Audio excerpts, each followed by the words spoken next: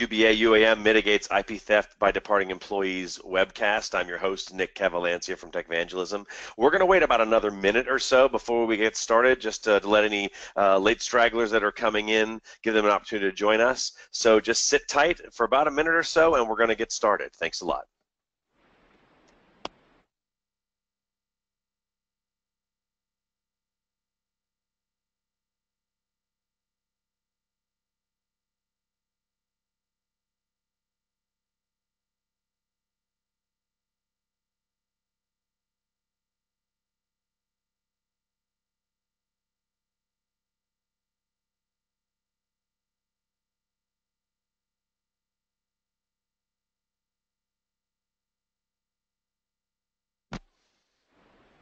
Once again, welcome everybody. This is Nick Cavalancia, your host from Techvangelism. Today's webinar is about how user behavior analytics and user activity monitoring help mitigate IP theft by departing employees. Again, I'm your host. It's going to be a great webcast today. I've got some really great speakers. Up a little later on is going to be Jack Doyle. He's senior sales engineer with Veriato. He's going to talk a little bit about their products. But before that, we've got Derek Smith. Derek has got over 30 years in the security industry. He's a former government agent, cybersecurity subject matter expert, holds a variety of certifications, including CISSP, CEH, CISO, Security Plus, et cetera, et cetera. The list kind of goes on and on. I used to call that the alphabet. He has the alphabet behind his name. He's got 8 college degrees, a published author, conference speaker, cybersecurity analyst for several international and local television news stations. He's also a government program manager and more, if that isn't enough. And you can follow him on at Derek A. Smith #1, so Derek A. Smith 1 on Twitter. And so with that, Derek, I'm going to hand things over to you. Take it away. Thank you, Nick. And hello, everybody. Thank you all for being here. We really appreciate it. And I just want to get started. Let me go to my first slide. Again, as he said, all those other things that he said about me. I'm also a college professor at a couple of colleges and universities. But more importantly, I spent 20 years as a federal agent. And one of the biggest pet peeves I had, one of the biggest things about being a federal agent that bothered me was that about 97% of my work was reactive versus being proactive. And that's kind of important because I see that same thing when I came over to cybersecurity. So basically, I spent most of my time chasing bad guys after an event had already occurred. As you know, most police officers or private detectives or detectives, they show up after a crime has already been done. You know, we don't show up in time to prevent it most of the time. We're here to clean up the mess, hopefully to make someone pay for whatever that they've done. Now, ideally, that other 3% were doing things that were going to prevent the crime in the first place. So I would travel around and I would do something called fraud indicators. I would teach people to look for fraud indicators. And those were the things that would show that their fellow employees, their co-workers, folks that they were doing business with would start to do different behaviors that might show that in the future they may do something that's against the law.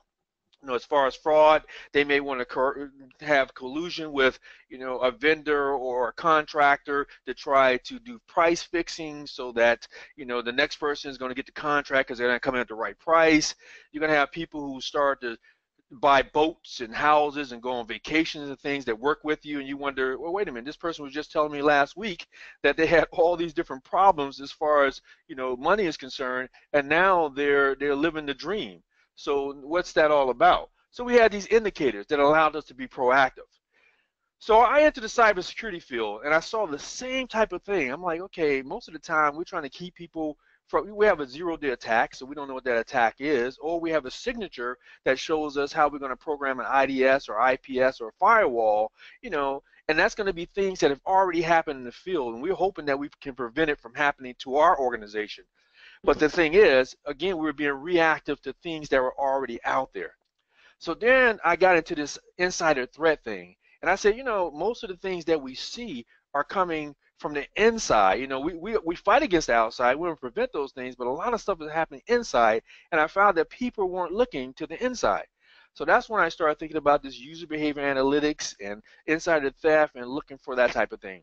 By the way, as an agent with the Department of Education, I kind of ran the Insider Threat program. I don't know if you know this, but most frauds and things that occur with the Department of Education is from the insider. That's from a parent or a cousin or someone taking the identity of one of the babies in the family and using their information to get student loans and all that, because they don't have to worry about it until this baby is 18 years old and try to go to college and found out that somebody 18 years ago used their ID to get student aid. So that's what was my real introduction to that insider threat. So let's go talk about that for a bit, and let's see how we can guard against this inside threat thing and how we can put things in process that will help us to deal with this situation. You might say, Derek, why are we even talking about inside threat in the first place? Well, let's look at this situation. The typical outside hacker is going to include somebody who has skill sets or tool sets and backing from a range of nearly non-existent type things like the script kiddies. The so-called script kiddies are those who go out to the internet and they get tools. They don't really have sophistication, they really know how to hack or write scripts or anything like that, but they pull tools down and they try to break into systems that they can get into, deface them, even steal money. But we're not really worried about them because most of the things they do, there's already something out there to prevent that. But then we have those that we call the hacking elite. And those are the so-called state-sponsored attackers who have great skills and they have the money and the backing and the time to actually go in and try to steal our intellectual property. Those are those ultra-elite attackers. And they fall into this 38% of the threats that come from the outside attackers. You know, the most of those folks are going to be those script kiddies, but some of them are going to be that ultra-elite that really want to break in. Now, interestingly, if you ask a group of security experts, and some of you probably are security experts, 81% of those people are going to say that hands down, insiders are the greatest security threat versus this 38% that comes from the outside. And as you see here, the remaining 62% of the threat comes from inside the organization. That's a large amount because what are most organizations doing? They're looking to the outside. They're trying to stop that hacker from getting in the first place when they don't know their own employees, be it on purpose or not on purpose, are causing most of the breaches that cost us a lot of money in our organization. So we have to look to the inside first. So it's always true that outside attackers are going to be far more numerous than the insiders, of course, right? Because there's always going to be substantially fewer individuals out there working for the company. You know, even if you include all the employees, the contractors, the ex-employees, and things like that, there are going to be individuals who are going to be the outsiders, more of those trying to get in the door. But that's not what the big threat is. That's not where the big takeaways are. The insiders are the problem. And here's why they're the problem. Because they're going to be given those log-on credentials that we give them and access that we give them to confidential company information in order for them to go out and perform their job function. They don't have to compromise the security system like that outsider does. He has to start from scratch and try to figure out how to break in using his skills. All that insider has to do is log in, and then they're inside our computer. For example, if you have an employee who's in the payroll department and they regularly access employee names and addresses and social security numbers and income levels and all that to create paychecks, they fill out tax reports, they fulfill all these other job duties with your information, they're going to have sensitive information that if compromised could be detrimental to our organization. If we look at that data entry clerk in the sales department, they're going to regularly access your customer relationship management system, and they're going to update customer information and vendor records and all that. That data entry person and that payroll person are not generally considered high-level positions, right? That's not getting to the CEO or the CFO to get information. They're starting at the low level. But those positions are going to be granted daily access to the company's confidential data in order for them to perform their job duties. And if I'm going to be a sophisticated attacker, I'm going to target them because I'm thinking they're probably not sophisticated users. They don't know what kind of access they're going to give me once I get access to their credentials. So that's where I'm going to start. And then I'm going to look to do something, and that's escalate my privileges. But we'll talk about that in just a second. Now, again, I said insiders are the greatest risk that we have. We have what we call, and I'll talk about this in a minute, but we have something called credentialed imposters. And you see that in my criminal imposters 2% there. Those are individuals who sought and gained employment within our company for the main reason of infiltrating our company's security and accessing confidential information. Believe it or not, there are people who are actually paid to come to your organization, get a job, and get access to your information. You know, and I'm not talking about a Snowden type guy who just happened to do it on his own. I'm talking about folks who are actually sent to as spies to infiltrate your organization. Now, those individuals are going to do what I just talked about a moment ago. They're going to seek out those low-level jobs so that they can hide in plain sight. You won't be looking at the receptionist or that data entry clerk as somebody who's probably stealing information and sending it to another organization. But while employed with you, they're going to seek out access to a lot of your digital assets, and they're going to try to get as many as possible, and they're going to try to covertly swindle, manipulate, steal, or by any other means acquire that information. And at the same time, they're going to work to acquire increasingly higher system access credentials so they can get access to even more information within your system. Now, also, we have, that's the 2% from credentialed imposters. The second bullet, 14% of those come from insiders with criminal and malicious intent. They may not start that way, but as we know, some people, some employees are going to develop a bad attitude over time. It might be a bad supervisor. It might be just disgruntled with the work that they're doing, whatever it may be. Now, those individuals, though they might be a majority in the company, they're going to pose a significant threat to your organization because they intend to use their authorization that we've given them and the access that we've given them in order to get access to your assets for criminal and malicious reasons. They want to cause harm to the organization, be it for revenge, be it because they're just upset with you, whatever it may be. So we have that problem. And then 40% are the result of insider negligence. But look at that number.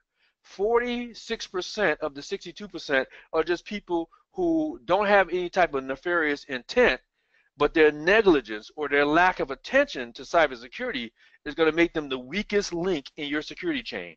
So we have to try to figure out how to plug that weak link. Again, not malicious, just mistakes. And mistakes is going to cost your organization a lot of money. All right? So what I'm going to do now is that we have an intro of who's doing these type of things and what they're doing. I want to give you a couple of scenarios or a couple of case studies to try to bring this thing home for you. Okay? Again, insiders are your biggest risk. And let's consider George for a moment. George is a senior sales rep, right? And George understands the value of relationships in the organization. He's been around for a while. He started his current position about 10 years ago, let's say. And over those 10 years, he brought, well, let's say this, before he even came in, he brought in his collection of hundreds of business cards and notes that he had already had from doing this type of work in the past. He's a sales professional. And what he did is he set to work entering that information into his employees' customer relationship management system. So right now, George is a great employee. He's bringing in people. He has a network. He's using that network and all that.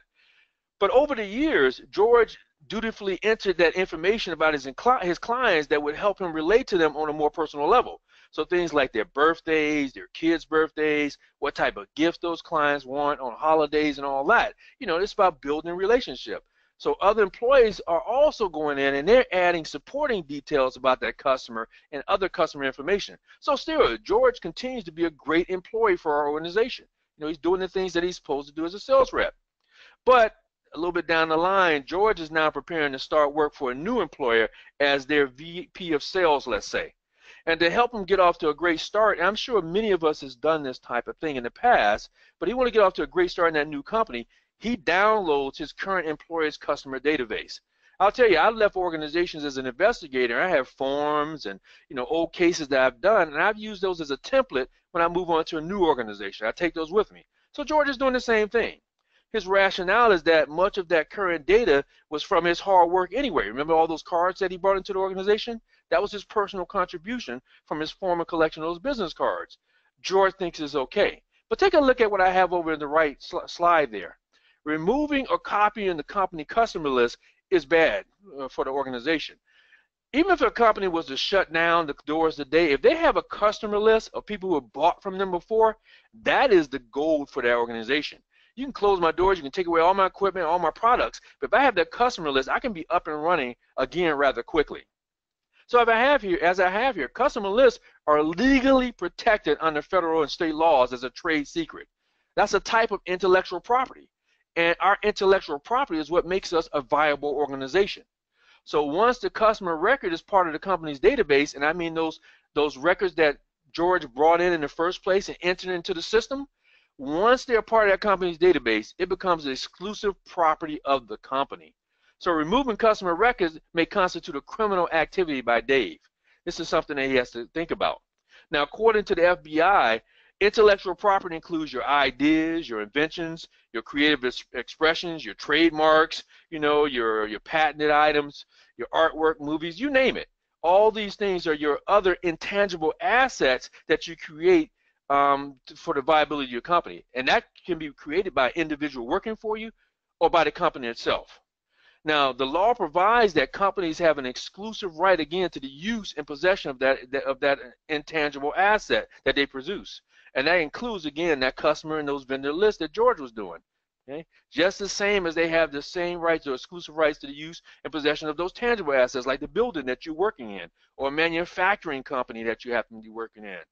So George thinking that he can walk off with customer records just because he helped create those records would be the same as me being a carpenter and building a house and thinking, I built this house, I put the roof in, I can live in it, right? I can't do that, Or if I'm an assembly line worker and I'm building your car for you, I think I have the right to drive that car or borrow your car anytime I want because, hey, I made it, right? We just can't do those type of things.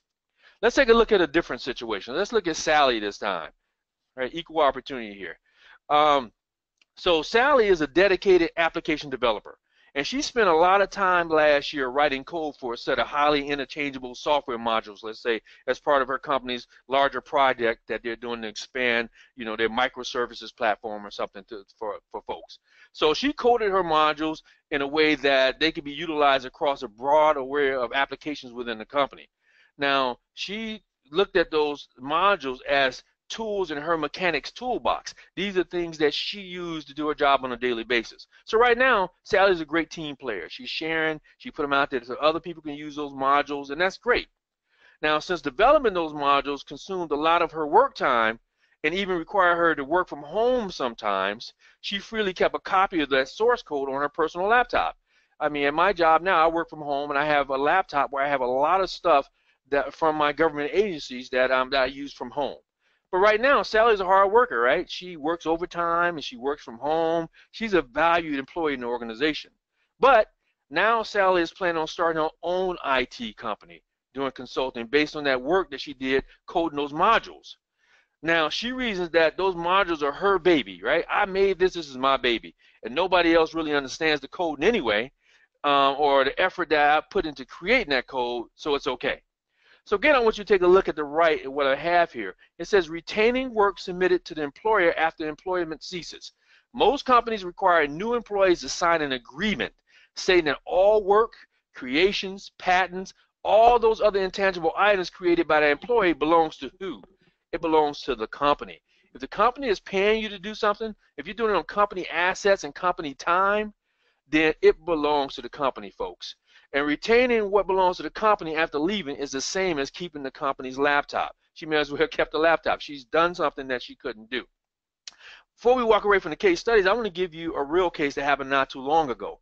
On April 12, 2017, a software engineer was arrested for trying to steal proprietary information from his employer. So this engineer worked for his company for more than a dozen years. And for the last 5 of those years, he helped his employer develop and update a securities trading platform, which was pretty nice. And when he learned that his immediate supervisor was leaving the company, he started to develop and execute a plan where he can take out or remove that original source code past his company security for his own use. So what he did was this. If you've heard of steganography, I'll tell you what that is in just a second. His plan involves steganography. And that's the practice of hiding messages in other documents like PDFs and pictures and photos and things like that. So what he did was sections of that source code was hidden within documents that on first glance it appeared that they were innocuous. They weren't any problem. And not only that, they belonged to him. They were like his personal documents that related to his immigration, his taxes, his images that he owned. And since that personal property was his, the plan was to have the company return those documents to him after he decided to leave. Now, if he had been successful, he wasn't, but if he had been successful, the former employee could simply just walk out the front door with those items that he got back that belong to him. And what else was he going to have? He's going to have that hidden source code in those documents, and he's going to walk away with it, and he's stolen from the company. Once again, that's something that you can't do. Let's look at how much this costs the organization. Again, insider IP theft is a bigger problem than you all might think. You're like, it's just a few things walking out the door. Remember, I told you it's the bulk of the things walking out the door. So your insider intellectual property theft is going to most likely be carried out by, as I said before, by 2% of the criminal imposters and the 14% of the insiders, who your employees, your contractor, your ex-employees, and all that, who develop that criminal and malicious intent. But then there's going to be data that's pilfered, like financial data, your confidential consumer information, your price list, your marketing plans, your sales data, competitive intelligence. I mean, think about this. Kentucky Fried Chicken isn't Kentucky Fried Chicken without the chicken recipe, right? And that one that's on the internet probably is not the right one. But without that, that's their competitive intelligence. That's their trade secret that they have. And also the theft of that IP that I'm talking about can be devastating to your company. So depending on the nature of it, like the chicken recipe and the amount of the IP involved, your company can lose its competitive position, or it can even be in danger of not existing anymore, because that's what gave you the competitive edge. That's what made you a company in the first place, and now it's taken away from you. But what happens is this. Looking at my slide here, a lot of the employees feel like they're entitled to the company's intellectual property because they either helped design it, or they personally contributed to it, or whatever their reason may be. They think, okay, Derek, I did this, I helped do this, so I can take it with me. Well, that's simply not the case, as we all know. But looking at my side, 87% of the people attempt to take their work results. As I told you, I myself, before I understood this, would take things out that I said could be used in another job. It wasn't to be malicious or anything like that. It was just good things that I had built, and I said I can use it again. 28% of the department employees is going to attempt to take information that they did not help to create. Okay, they didn't have the rights to use it, but the problem is they had access to it. They may have even used it in their job function, and they're going to walk away with it. Either way, there's a problem here, as you can see that. All right, another interesting fact is that 74% of all data breaches that we have in an organization originate from insider threat. Okay? The employees, the contractors, those ex-employees I talked about who are given access to the IT system and those digital assets are taking things out, folks. They're walking away with this stuff. Okay? And based on company surveys that's been done and self-reporting by a lot of different organizations, the average company has a 92% likelihood of experiencing a breach in the next 12 months. That's everybody that's on this call right now. 92% of you are going to have a breach. So it's not if it's going to happen, it's really, again, when is it going to happen? And then what am I going to do about it? So what does this tell you about your cybersecurity and what you're doing at this time? It tells you that maybe we should be focusing most of our cybersecurity efforts, resources, time, and money on looking at the inside threat. It does not help me when I put a firewall up, a IDS, a IPS, and I'm trying to stop traffic from getting in, but once they get in, I'm not observing what's going outside of my organization. Okay, what are they taking out of the organization? That's what's going to be important. I mean, just think about Snowden. I put Snowden in the book, but think about Snowden. Snowden was already inside working as a sysadmin, and he was copying he copied 1.7 million records. But nobody was looking at the activity of what's being copied inside and noticing that. They're just noticing that. I mean, they don't even notice Snowden because he's already inside the system. And that's kind of the problem that we have. Now, quantifying this even more, a breach is usually going to cost your organization about $7 million. And I have that broken down in my on my pie chart there, how this works and where it comes from. But 8% of it is notification. I noticed some of you have gotten mail from Target or whomever saying that, hey, your information has been compromised. And also they have to pay for things like credit monitoring and all that. But just sending out those letters and contacting you, that's a cost there. And 8% of that is going to come from there. 10% of the cost is for detection and escalation. That's bringing in your forensics people or other professionals that you have in order to try to solve this problem that you now have. and also even trying to buy more things, more technology, more stuff to try to detect it in the first place instead of stopping it at the front door before it even happens. So this is one of the things that we have here. Okay, and 25% of the cost is for your response afterwards, dealing with other things that's going to happen, like that 57% you see below, the lost business. A quick story I have for you. I worked at Booz Allen for a number of years, and one of the things at Booz Allen is that we got hit by Anonymous a couple of times while I was there. And think about it, I'm Booz Allen, and my job is to ensure that most people, other folks, are protected cybersecurity-wise. So what do you think is going to happen when I have to go out and tell all my customers that we've been hit ourselves and we're supposed to be securing you? Do you think that we're possibly going to lose some of those customers? I'm going to lose some business? Or I got a lot of explaining to do anyway. And also there's going to be those ex-post response things that I have to do. So we have to consider that as part of our response and as part of the work that we have to do. Now look at how this breaks down even further. So $4.7 million, 4.765, 11, companies have an annual breach risk from their insiders that can be quantified at this level. Okay? And at least 16% of that risk, or $762,000, come from malicious insiders and those criminal imposters. But remember, that was that small percentage, that 2% and that 14% comes from the criminal imposters and the malicious insiders. But that other amount of that $4 million comes from, the de-escalation and the detection and the loss of business and ex-post responses and those type of things. A lot of money just goes into fixing that problem after it's been broken. So another area that we have to look at and figure out what is it that we can do to try to make this better within our organization. Now let's talk a little bit about how people steal intellectual property from us in the first place. And there's a lot of different things that you can look at and a lot of different ways that they do this. But for these purposes, I'll give you a few that I talk about and that I write about that they can use. So the main thing is this. With technology, when the internet came around, I said, you know what? This is one of the best inventions ever, but it's also one of the worst inventions ever also. So we look at technology. Technology is kind of a double-edged sword for us. So on the one hand, it's going to allow us to generate tremendous economic gain and growth and all that we never could have had before, and be it through data mining or advanced analytic capabilities or whatever it is that comes from us being a highly interconnected ecosystem that collects sellers and buyers' ideas and things like that, and able to reach our customers. PayPal, that didn't exist, Amazon.com, all these things that wouldn't even exist without technology.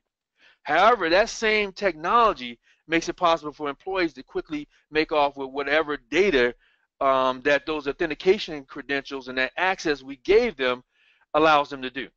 So it's the best of both worlds, it's the worst of both worlds. Let's look at what they do. So thousands of customers are able to go in with, let's say, a thumb drive like you see on the picture, and download anything they want. Again, when you look at Snowden, he took thumb drives in and took 1.7 million records out. That would fill a room properly. When I was in law enforcement, we used to have to do discovery, and they bring boxes of stuff in and could fill a floor or two full of boxes. Now I can take all that stuff and put it in the thumb drive you see on the picture. So that's one of the ways that they're able to easily get this information out, and it's hard for us to detect it. We don't see that in a person's pocket. Another thing out there is smartphones, the smartphone technology we have now. That's readily connectable to your company wireless network. It has an enormous storage capacity. This is a whole computer that guy's holding in his hand now. And think about the many gigabytes of data that he can put into this thing, or even not even put it in, but transfer it using his phone to a system that's working for him, a secondary device that he can go back and look at later on. How about email? Email, messenger services, IMing, OCS, those type of things that's out there, they provide a convenient way for employees to send a lot of information out, confidential documents and all that, to their personal home computer or somewhere else they want to use to retrieve it later on. So another way people get things out, and again, this is just a few. And what are people doing mostly these days? I do it 2 days a week. Some of you probably doing it right now, but working from home. So working remotely is going to allow employees to access the company's system from their personal computer. And again, download information that we don't even know are coming out of the organization. So how do I stop those type of things? My job as a cybersecurity professional, and your job, even if you're not in cybersecurity, but you're a company owner, a business owner, you want to stop this type of behavior. So what are some of the things that we can do in order to try to stop that behavior? I'm going to give you just a few hints, and we'll talk about some more as we go on later on. But the first thing I want to do, the most important thing to me, is this thing called least privilege. And if you don't know what least privilege is, what it does is it restricts users to the minimum functionality and data access they need in order to perform their daily duties. So let's look at Snowden once again. I keep picking on him, but let's look at Snowden. Snowden had, as a system administrator, he had rights to see anything in the NSA computer. That was too much power for that one guy. He had no reason to be able to see 1.7 million files that he had access to.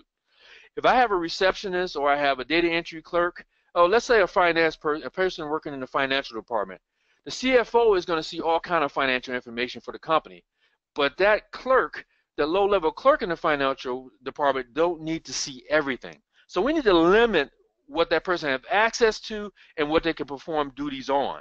And that includes the digital, the physical, the intellectual access, all that, right? The next thing we have is configuring firewalls to block outbound data transfer websites. So when we have technically minded employees, they can use file transfer websites to go out and quickly move large blocks of data out of company control. Let's say Dropbox, for instance. It's easy for me to set up a Dropbox account, take some personal files and move it up to my Dropbox account, and they're out of your system. They're not out of your system, but I've copied them into my system. Right? So you want to look at configuring your firewall to deny any outbound data flow that's going to prevent most of your employees from utilizing those type of sites like Dropbox in the first place. At my job, I cannot even get access to Dropbox from the internal network. So we can't even use those type of processes. We can't do those type of things. Consider doing that same type of thing in your organization. Another thing is encrypt all data at all stages of storage. Require user authentication to utilize that data. So what that does is two things. But let me take a step back. Usually your employees have access to your digital assets, which is not required for their job duties, again, like Snowden. But creating you need to create credential levels for those types of things that you have out there.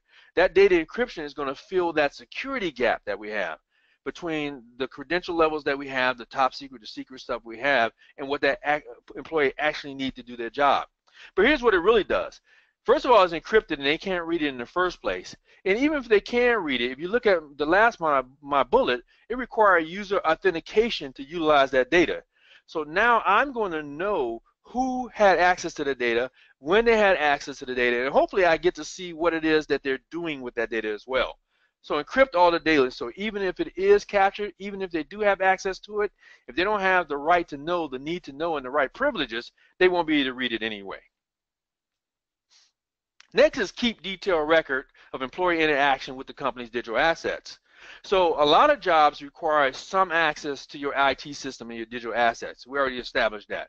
So if we keep that detailed record of how the employees utilize their access and handle those company digital assets, it's going to help us to quickly identify honest mistakes versus some type of nefarious activity. Sometimes some folks, that malicious activity I talked about earlier, folks want to do bad on purpose. I can kind of distinguish that because I'm keeping good audits. I'm keeping good records. And here's the secret to that. I know a lot of organizations that have audits. They keep a lot of records. Here's the secret. You got to go back and read that stuff, folks, and you got to know what to look for. You got to see what it is that people are actually doing and then take some type of action on that. So that's going to be critical to your detailed records and keeping those. Next is increase your monitoring of employees once HR is informed an employee may be leaving. So the time to start increasing your monitoring is even before the employee becomes aware that his or her time with the company is ending. And monitoring them should establish baseline behavior from which anomalous activities can be quickly detected. One more quick story. Again, I'm picking on Booz Allen again, but when I worked there, at one time we laid off 1,000 employees. And employees like myself, cybersecurity folks who are low-level jobs, we were pretty much asked to leave. I wasn't asked to leave, but they were asked to leave right away. So as soon as you get your notice, you're out of there. Now, my partner that I work for, $1 million earner, he had 30 days before he had to leave. So think about this. Who's going to be more likely to steal some information or divert information? Me, who I can go out and get a job probably in the cyber field within a week, or this guy who has to replace a $1 million income? Might he be transferring customer lists? Might he be transferring customer contacts so that he can either start his own business or be a valuable asset at the next company he comes into when he brings all these customers? That person should definitely be monitored, and his privileges should definitely be lessened to something where he can't transfer information out. And another important thing is to conduct exit interviews. So the exit interview is more than just me saying goodbye, have a good life, and things like that. It's a time to notify the employee that all the company property he has, the laptops, whatever else they use in your company, needs to be returned. And it's also a good time for you to evaluate whether or not that employee has returned all the tangible and intangible company property. If he had access to software, if he had access to other IP, intellectual property, make sure you get that stuff back. Don't just say, exit interview, how was your stay, how was your boss, or whatever. Get the valuable information that you need to find. So these are some of my general recommendations. There's many more you can do, but you can start with this in order to build your program. Now, here's the thing.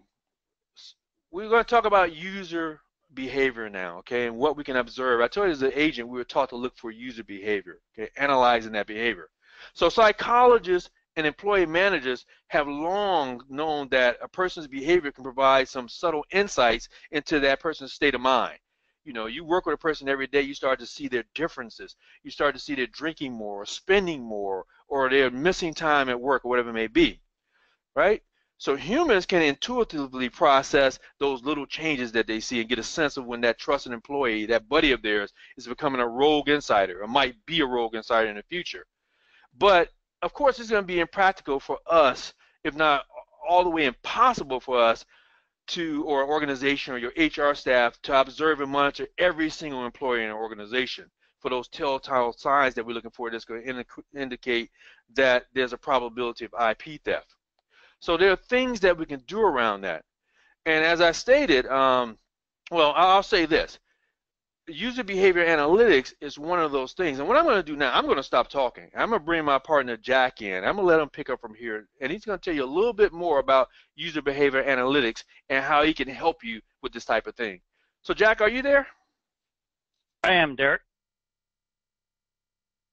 All right, buddy. Can you hear me, Derek? You. Yes, sir. It's all you, buddy. I appreciate it. Thanks for the intro. Hey, everyone. I'm Jack.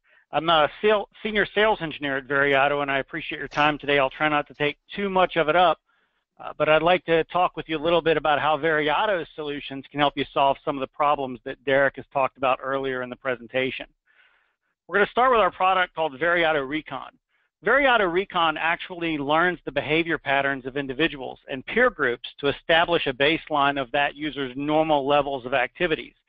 Then changes in the user's behavior are detected in real time as meaningful variations from that established baseline.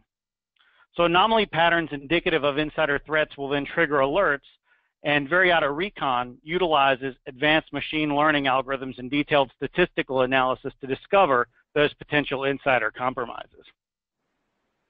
Traditional defensive security technologies like Derek was talking about earlier, firewalls, intrusion detection, intrusion prevention systems, and things like that, cannot efficiently detect insider threats. User behavior analytics, or user and entity behavior analytics systems, are comprised of machine learning algorithms that allow computers to monitor each user and then analyze his or her behavior against an established normal baseline. There are many ways a technically proficient insider can get data out of company control. Veriato Recon watches and learns the patterns and characteristics of insider use of each of those methods, from moving data to cloud storage solutions like Dropbox or Microsoft's OneDrive, Google Drive, for example, to tried and true methods like email that Derek was discussing earlier, and even low-tech means such as printing. So if a user is printing an unusual number of documents, things like that, Veriato Recon will notice an alert on that activity. All UBA systems or user behavior analytics systems analyze user behavior and compare it to those established baselines. However, what if the user's behavior remains within the system's defined tolerances for normal?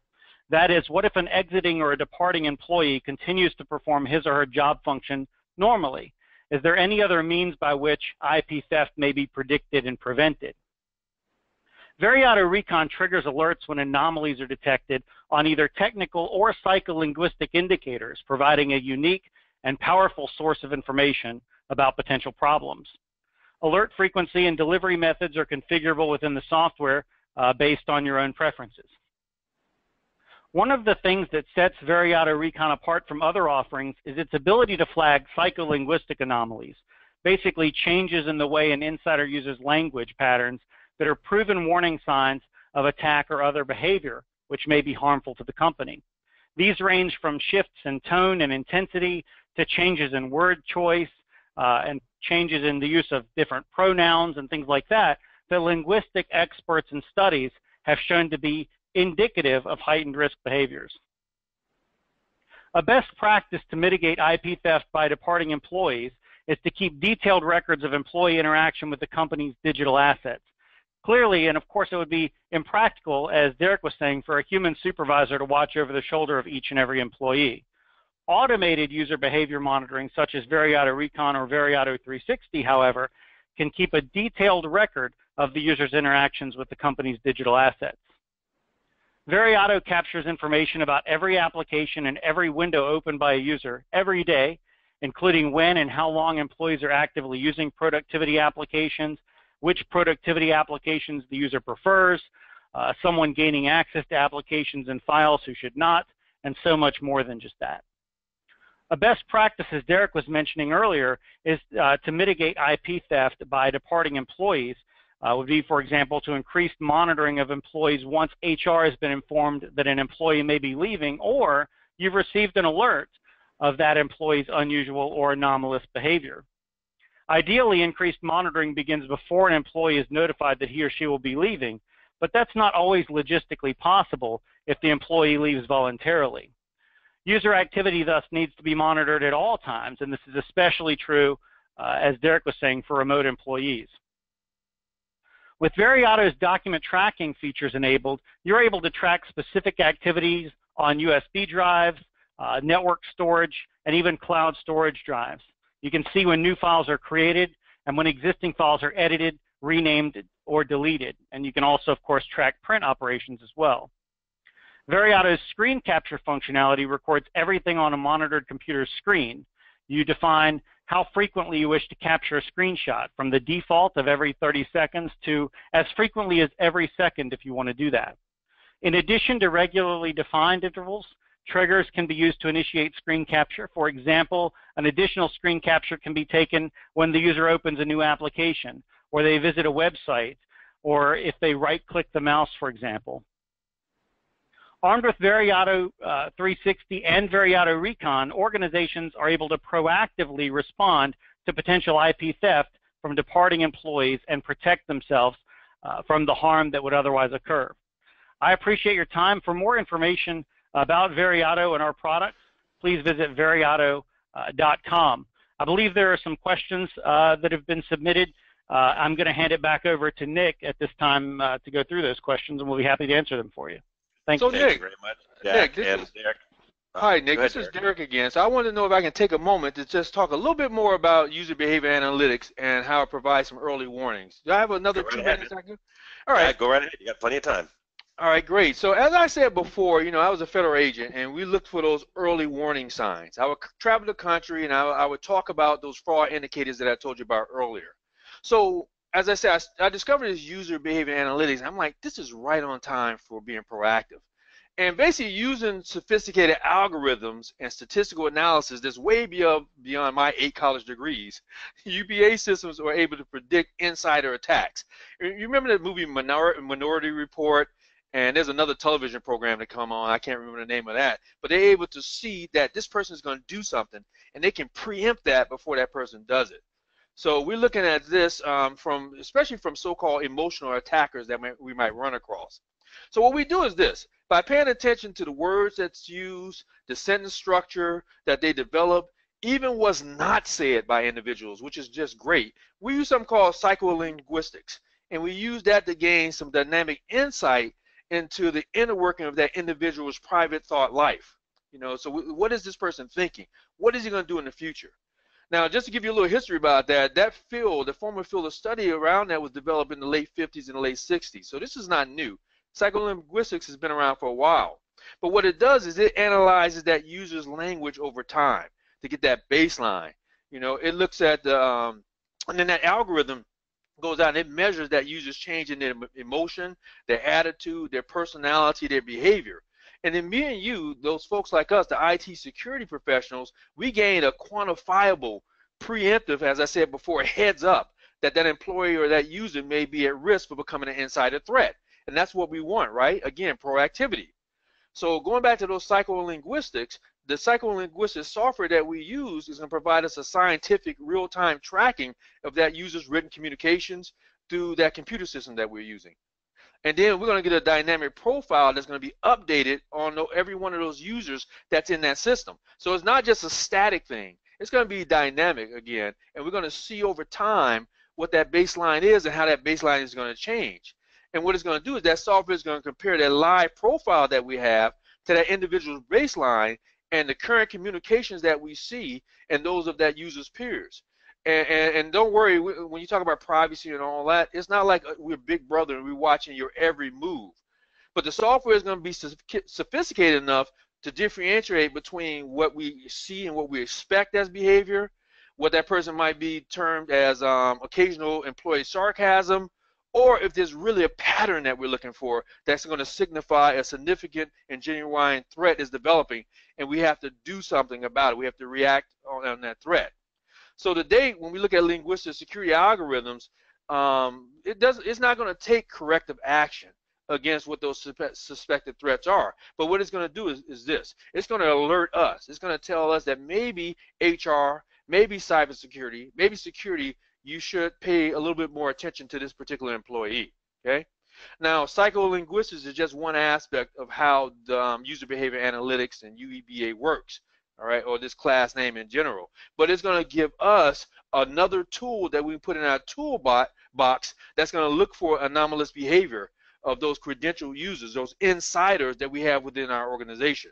Okay, so using these tools that Jack talked about, we're going to be able to analyze suspicious behavior. We're going to be able to look for who might become a problem before they become a problem. All those things we talked about a little while earlier. All right.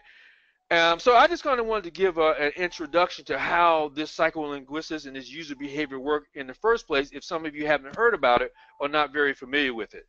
So with that, Nick, I'm going to go ahead and turn it back over to you, and you can ask some of those questions that I know are being answered. But one last thing, the real power behind this UBA is that it gives us real-time detection of threat activity.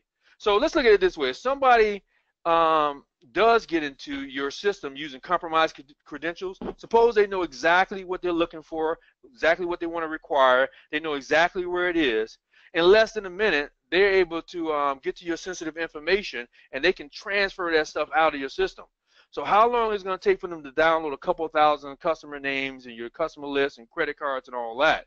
So that person is going to be faster than any type of human response that we can put up against them. But using that UBA and they're monitoring those individual users and that individual behavior, we'll be able to mount a good defense to stop those people in their tracks. And I'm sorry, Nick, I talk a lot. With that, I'll turn it over to you. You sure? I'm sure. Hey, man, with 8 degrees, you got a lot to say, brother. It's all right. I'm passionate about this. I can tell. Actually, we've got a ton of questions on here that have come in, and we've got about 11 minutes or so left in the webinar. So I do want to ask one that has been answered online, but I think it'd be good for the audience to hear this a little bit. And it said these webinars always target large organizations. And of course, that's a bit subjective, but enterprise organizations. It says, what about small businesses, like owners under, like, let's say 1 to 30 people are, they're at risk too. These people need to be covered as well, don't they? That came from Beatrice. So she's wondering, how about the little guy? The little guy needs to be worried about this as well? I'll say what I'd like to say is, if you have some kind of intellectual property within your organization, that if that intellectual property were taken could harm your organization, then absolutely you need to be protected. And I think almost every organization can answer a yes to that question, regardless of their size. Perfect. Derek, did you want to add something? Because I think you might have been on mute. Oh, I'm sorry, I was. So I'm sorry. So even with a smaller organization, I think you're even more at risk, because loss of your intellectual property can be even more detrimental to your organization. You're not a Booz Allen with millions and you can lose some and you can keep going with billions. You're gonna lose property, you're gonna lose something, and it might shut your doors, it might shut you down. So you need this kind of technology even more so than anyone else. And it's gonna be easier for them to learn the habits, UBA to learn the habits of the few employees that you have. So I think it's critical that you have something like this in your organization. All right, so I've got a question here. This might go more to you, Jack. Abraham is wondering, does Veriato Recon provide prediction of insider threats months or years ahead of a breach? That's very difficult to answer. I'm not sure that I could say definitively that it would be that far ahead of a breach, but we do watch different indicators. We look at users' behavior patterns with relation to email messages they're sending. We look at psycholinguistics, also the number of attachments they're sending, things like that, files they're transferring to locations outside the organization or to USB drives, things like that. But I don't know that I could say that necessarily that we could predict insider activity that far in advance. I don't even know that the user is even aware that they're doing anything that far in advance. So I don't think I can give a good answer there, unfortunately. Derek, any thoughts there around maybe the psycholinguistic indicators and what they might be promoting and what kind of time frame in advance? Yes. So Abraham, here's one thing you got to consider. Something can happen tomorrow. Let's say that an employee has a kid sick in the hospital and they need to get money right away for an operation or a transplant or something. So the thing is, behavior can change rather quickly. And so we're looking for that change, but you're talking years down the road. Usually when something like that is going to happen, it's going to be something that happened, a significant emotional event in that person's life that's going to make him have to make some type of decision, or he's about to leave the organization or the company. So it's more so going to look at those type of things. Now, you could, of course, watching a person over the years and you start to see subtle changes. They become more disgruntled. They start talking more about how they hate this company and how they want to do this and do that. And you probably could build a profile. But remember, this stuff happens rather quickly. That's my answer for that. Good one here. Jack, I think this is a good one for you. Elman wants to know, which sources of information do you support for UBA and UAM? You've named some, but maybe you can go through that in a little more detail. Sure. I talked about email. We'll look at we capture all the records associated with email activity. So if you do need to go back and review the actual contents of messages and things like that, you certainly can do that. But as far as building the baselines and looking at what's normal for users, we look at the number of emails, we look at the number of blind carbon copies, we look at the number of attachments, we look at the language patterns, the psycholinguistic indicators we talked about. We also utilize those psycholinguistic indicators to gauge a user's sentiment toward the company. So if a user is kind of negative, that's okay. If they're generally positive, that's okay. But we look for a change in the user's sentiment. So you might find out, for example, from HR that this employee may be going to work, they're leaving and they may be going to work for a competitor. And you see that they sent an unusual number of email attachments over the last couple of days, and their sentiment is generally more negative than it was before. So you can use those indicators to determine whether or not you want to review the activities. We look at document tracking activities, locations on the network that are unusual for those activities to take place. We look at files transferred to removable storage or cloud storage solutions. We also look at users who are using applications they don't typically use, or the time they spend using those applications has changed from what's normal for them. And we recently added compromised credentials. So we can look at VPN server logs for Microsoft's routing and remote access server right now. I think we're going to add some other VPN technologies later, but right now we utilize Microsoft VPN, and we can look at users who don't normally connect to VPN connecting or connecting from an unusual location. A good example is I got a colleague of mine, Steve. I was staying with him a couple of weekends ago, and we both sometimes work remotely, so it's acceptable for both of us to connect to the VPN. There's nothing wrong with that. We're supposed to do that. But I normally connect to the VPN from my house. Steve normally connects to the VPN from his house. So when I was visiting Steve that weekend, if I connect to the VPN from his house, that would be considered anomalous behavior. Where Steve connects to the VPN from his house, it's not. So we use some technologies to determine where those connections are coming from and look for users who are connecting from unusual locations or at unusual times. I connect typically during the day, but if I connect at 3 o'clock in the morning, that would be considered anomalous. But if I work in the middle of the night, then that wouldn't necessarily be considered anomalous. So those are some of the different things that that we look at with our UBA solution. Perfect. There's another good question here from Alvin. He's wondering, is this cloud-based software monitored, or sorry, is cloud-based software monitored by Veriato, or is this just local monitoring by IT? So is it cloud-based? Is it on-premises? Wants to know. Our document tracking technologies that look at files that are created, edited, deleted, renamed, and printed. We do have support for the locally synced folders for Google Drive, Microsoft OneDrive, and Dropbox currently. And the Veriato 360 and Veriato Recon products themselves, are they cloud-based or are they local and done by? So basically, they're asking, is the monitoring done by Veriato, or is the monitoring being done by IT? The monitoring is being done by IT. They are on-prem solutions, both of them. So we do not host any of your data in the cloud, nor are we able to ever see any of the activities that you're monitoring. Perfect. There's another question here from Simon. Is the employee made aware that they're being monitored? That's a great question, and Derek might want to talk a little bit about some of this too, but as far as Veriato 360 and Veriato Recon go, whether or not the employee is going to be made aware that they're being monitored would be completely up to you. So you can determine policies within your organization and procedures and whether or not you want employees to be aware that their activities are being monitored. Our product would support both ways. So it's really up to you whether or not you want them to know they're being monitored or not, and how you want them to become aware of that. Whether you want them to become aware of it through the software simply displaying an icon on their screen that tells them they're being monitored, or whether if you don't want to do that and you just want to tell them through a policy, that's completely up to you.